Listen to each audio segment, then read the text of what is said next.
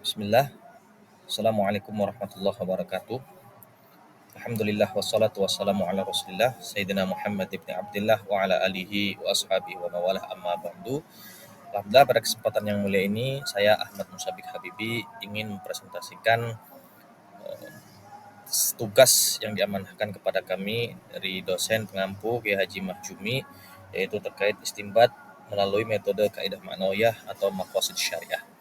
Jadi ini merupakan bagian dari hukum Islam atau syariah itu sendiri, karena mau bagaimanapun yang namanya tekstual harus senantiasa dapat berkompromi dengan kontekstual, dan salah satu bagian dari hukum syar'i itu maqasid syariah ataupun metode bagaimana kita beristindak hukum untuk menghasilkan hukum yang baik atau bagus.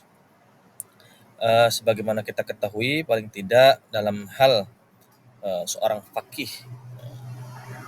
merumuskan hukum ataupun membutuhkan perangkat-perangkat untuk membuat hukum yang baik, paling tidak membutuhkan 5 perangkat. Yang pertama yaitu bagaimana seorang fakih memahami tekstual, karena mau tidak mau seorang fakih harus cakap mukalamah dalam berbahasa Arab. Artinya seorang fakih harus tahu bagaimana kaidah-kaidah bahasa Arab itu, sehingga nanti diproses, dikelola untuk diinterpretasikan hukum itu. Artinya seorang fakih benar-benar harus bisa bercakap tahu atau berbahasa Arab.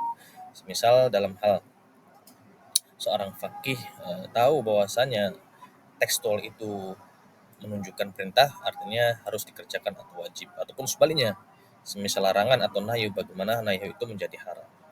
Itu salah satu yang pertama dari seharusnya seorang fakih mengetahui maqasid syariah. Yang kedua, penyelesaian dalil yang kontradiktif. Ketika ada terjadi konflik di antara hukum ya satu dengan ternyata di ayat lain, misal dalam Al-Qur'an ada yang bertentangan darinya, bagaimana seorang fakih mampu menyelesaikan solving dalil yang berkontradiktif tersebut. Ya misalnya kalau kita dalam usul fikih kita tuh ada namanya nasikh mansukh, amkhas, ya mujmal bayan dan lain sebagainya. Lalu yang ketiga yaitu berkaitan bagaimana seorang fakih mengintegrasikan hukum dari sisi analoginya.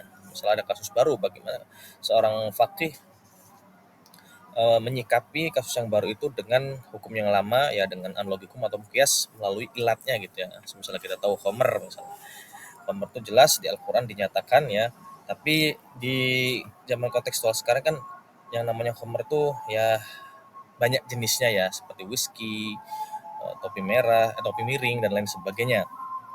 Nah ini yang ilatnya yang kita tahu adalah bagaimana si khomer ini memabukkan, maka yang kita carilah ilatnya. Lalu penerapan hukum yang keempat, bagaimana hukum ini diterapkan yang tidak ada nas maupun tidak bisa dikiaskan. Contohnya apa? Cryptocurrency. Itu dalam Al-Quran kan kita tidak menemukan transaksi ini ya, cryptocurrency.